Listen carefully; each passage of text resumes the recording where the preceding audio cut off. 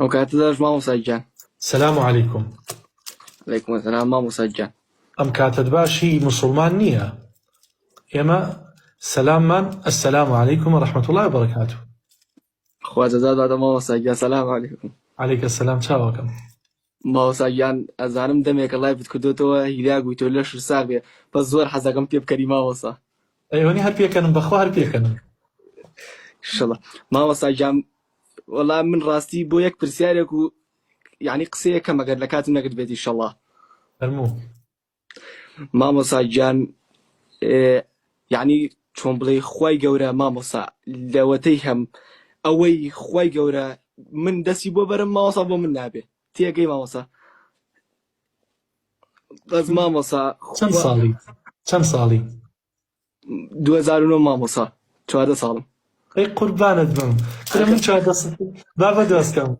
من 14 ساڵ بووم جۆڕاگرە من 14 ساڵ بووم پێڵاو نەبوو بیکەمە پێم بەخوا پێڵاو نەبوو بیکەمە پێم خوا ئاگای لێیە قەڵەم نەبوو یعنی باوەڕ ئەەکەی هەتا قەڵەمێکمە کڕی بۆ مەدرسە خوا ئەزانێت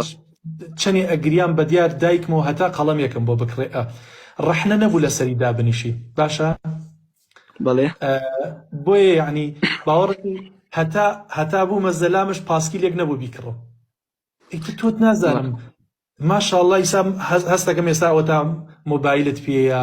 ڕەنگە ئێستا نازانم خاوەن زۆر شت بیت تۆ وڵا ڕاستەکەی مامۆسا یەک پرسیارەکەش تۆ 14 ساڵی کوڵەکەم تۆ 14 ساڵی چیت ئەوێ خۆ ناتەوێت لەم 14 ساڵیە ببیتە خاوەن ژن و خاوەن بزنس و خاوەن پاسەپۆرتی ئەوروپا مامۆسا یەک پرسیارە تریش ئاگیان مامۆسا زۆر گاڵتە لەگەڵ خەڵکاکەم مامۆسا یعنی ئەوەی کە نەیناسم ئەوەی کە بیناسم ئەوەی کە نەیناسم گاڵتی لەگەڵاکەم جاری وها بۆ مامۆسا جاری وها بۆ گاڵتم لەگەڵ برادرا کردویان ئەوەی کە نەناسی بێ بڕواتە مامۆسا وایە شکانومەتەوە دوو ڕۆژ خەوم لێ نەکەوتە لە تاقسەکانی بەس مامۆسا هەر کەسێ ببینم گاڵتەی پێکەم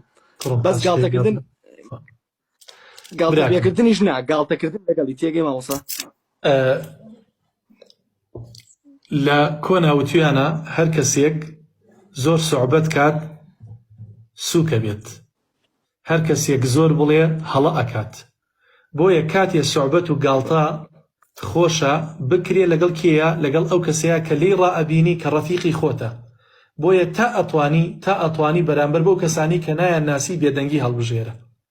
ئەو کەسی کە زۆر ئەڵێ زۆر بڵێ خەڵک حەز ناکات لەگەڵیا دانیشی حەز ناکات ڕەفیقی بێت بۆیە کارێکی غەڵەتەکەی کارێکی هەڵاکەی تا ئەتوانی خۆت یەورکەرەوە بۆ ئەوەی نەبێتە صیفەت و طبعی بەسەرتەوە کە گەورەش بی لێت نەبێتەوە هەسەکەی مامۆسا گیان دەست خۆش بێ لەش ساغێ ئەوەیشی کە بە دیار تۆیە مامۆسا دانیشتووە بە باش و بە خراپی ئەی خەمەبان سرم چای ماچەکەم عزیزی منن مامۆسا گیان